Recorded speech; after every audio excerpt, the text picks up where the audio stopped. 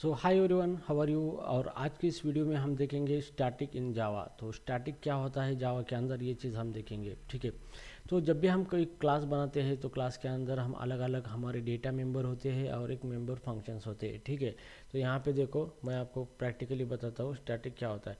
मान लो ये हमारा एक क्लास है, डेमो क्लास। इसके अंदर हम यहाँ पे डेटा वेरिएबल लिखता हूँ, जैसे कि नेम। तो इसी को कहा जाता है कि डेटा मेंबर, इसी को कहा जाता है डेटा मेंबर।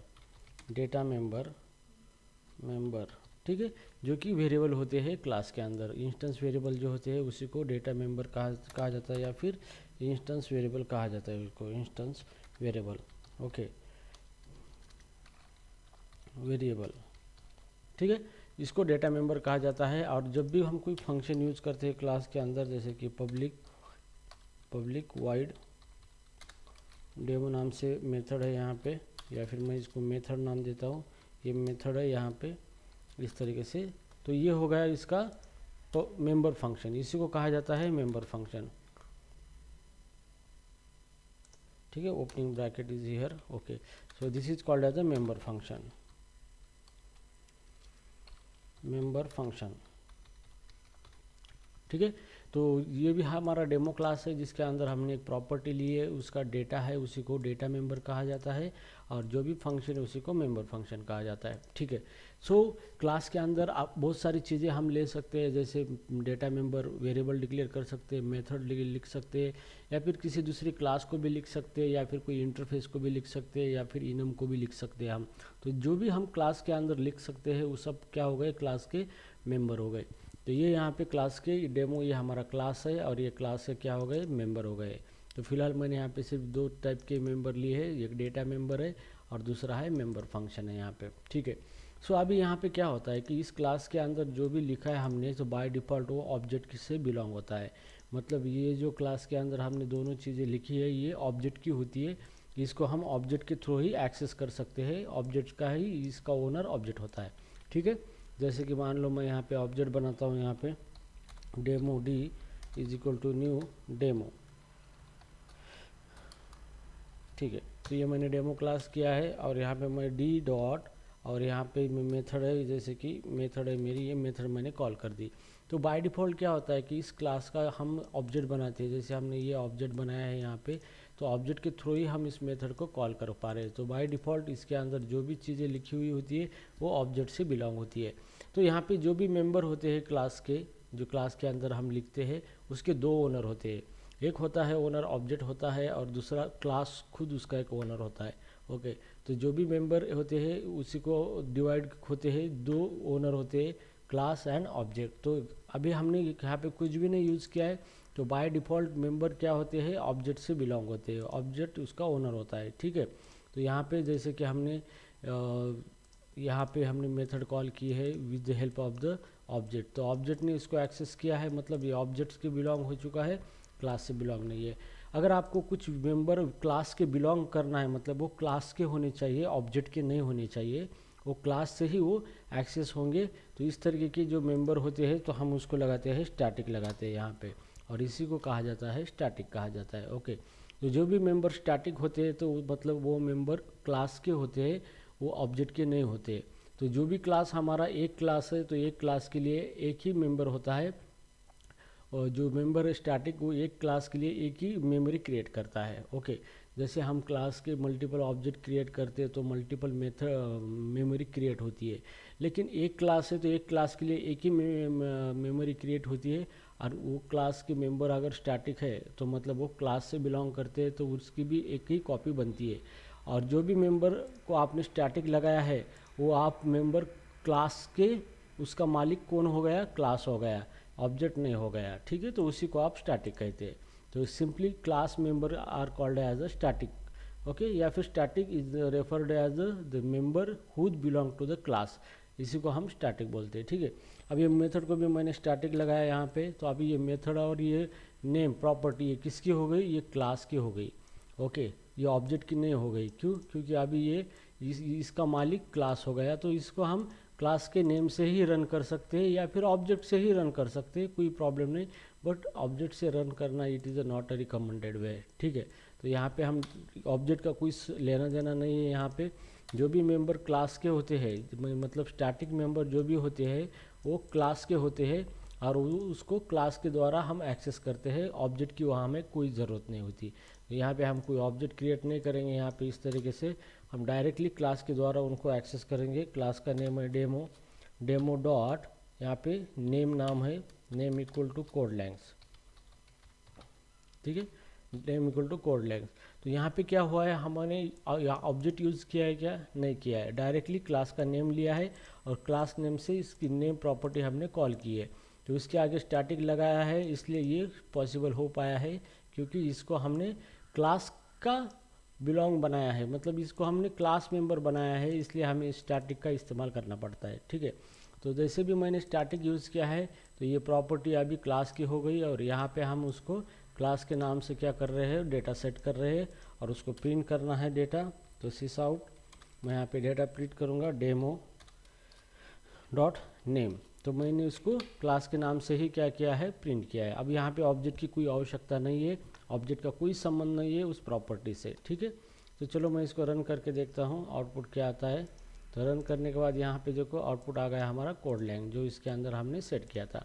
अब नाउ यहाँ पे एक मेथड है जिसको हमने स्टैटिक लगाया, तो इसका मतलब ये भी मेथड क्या हो गई, क्लास की हो गई, ठीक है, ऑब्जेक्ट की नहीं हो गई। तो यहाँ पे सिस आउट, इस मेथड के अंदर हम लिखेंगे क्लास स्टैटिक मेथड, ठीक है। इसको हमने ना इसके अंदर क्या प्रिंट किया है, स्टैटिक मेथड, ठीक है। तो इस मेथड को हम क्लास के जरिए कॉल करेंगे। क्लास का नाम है डेमो, यहाँ पे डेमो डॉट मेथड है, यहाँ पे मेथड कॉल कर दिया हमने, ठीक है। तो क्लास के नाम से हमने मेथड यहाँ पे कॉल कर दिए। अभी ये हो गए क्लास के मेंबर हो गए। क्यों, क्योंकि हम स्टैटिक इस्तेमाल इसलिए करते हैं कि हमें मेंबर क्लास के बनाने हैं, तो हम उसको स्टैटिक लगाते हो, बस, दूसरा कोई कॉन्सेप्ट नहीं है यहाँ पे। तो जैसे भी हम इसको फिर से रन करेंगे यहाँ पे जावा एप्लीकेशन, तो यहाँ पे देखो कोड लेंग्थ, ये लाइन प्रिंट हो गई, और यहाँ पे स्टैटिक मेथड, ये मेथड कॉल हो गई, और इसके अंदर जो डेटा लिखा था हमने प्रिंट स्टेटमेंट में स्टैटिक मेथड, तो यहाँ पे स्टैटिक मेथड यहाँ पे आउटपुट में आ गया है हमारा, ठीक है।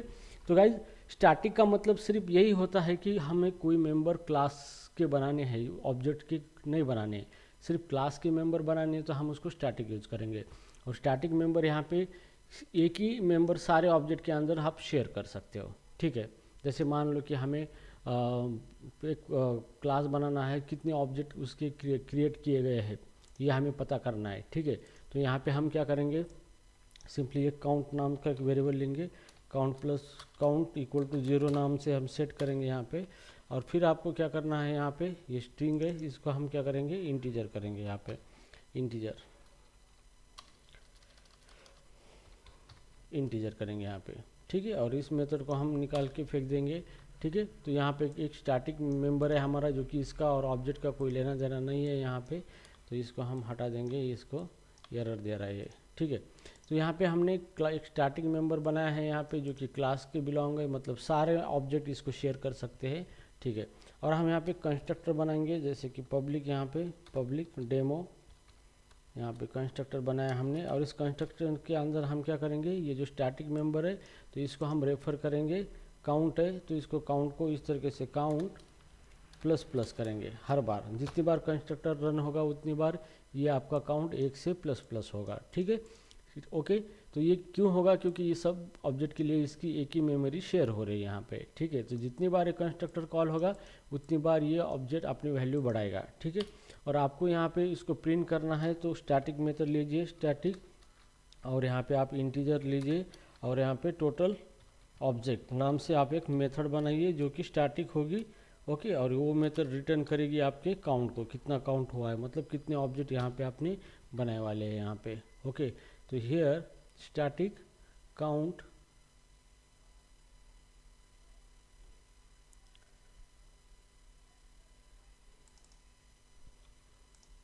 इसको मैं स्टैटिक इंटीजर, और यहाँ पे सॉरी रिटर्न लिखना भूल गया था मैं, यहाँ पे रिटर्न काउंट यहाँ पे, ठीक है।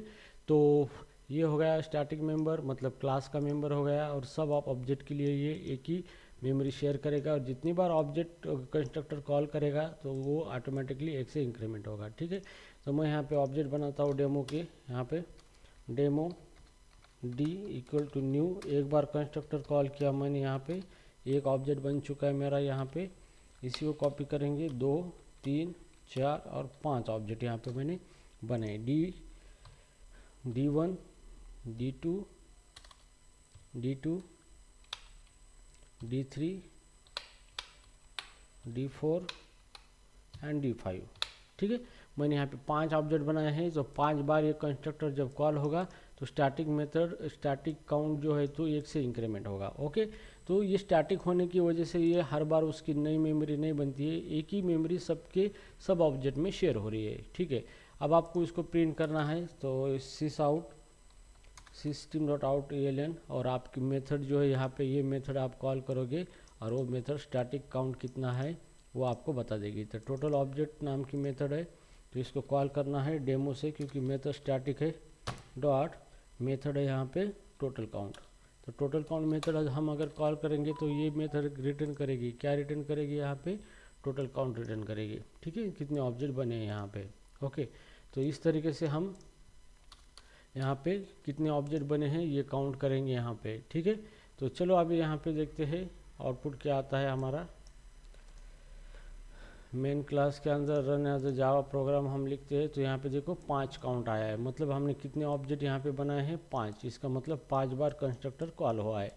तो एक बार कंस्ट्रक्टर कॉल होता है तो एक ऑब्जेक्ट बनता है, तो हमने 5 बार कंस्ट्रक्टर कॉल किया है, मतलब 5 ऑब्जेक्ट बने हैं। और 5 ऑब्जेक्ट बने हैं तो ये काउंट फील्ड स्टैटिक होने के कारण 1 से इंक्रीमेंट कर दिया इसको, और फाइनली उसका काउंट हमने यहाँ पे ले लिया है। तो गाइज इस तरीके से जो भी मेंबर होते हैं स्टैटिक, इसी को स्टैटिक कहा जाता है। और स्टैटिक का कॉन्सेप्ट कुछ ज़्यादा बड़ा नहीं है, जस्ट जो भी क्लास के मेंबर आपको बनाना है उनको स्टैटिक लगाओ, और जो नहीं बनाना है उनको ऑब्जेक्ट बाय डिफ़ॉल्ट वो ऑब्जेक्ट के होते हैं। ठीक है, अभी राइट नाउ अब ये स्टैटिक मेंबर आप ऑब्जेक्ट से ही कॉल कर सकते हो, कोई प्रॉब्लम नहीं है, लेकिन ये रिकमेंडेड वे नहीं है। जैसे मेरा ऑब्जेक्ट D5 डॉट, मैं यहाँ पे मेथड कॉल करता हूँ, यहाँ पे मेथड टोटल ऑब्जेक्ट।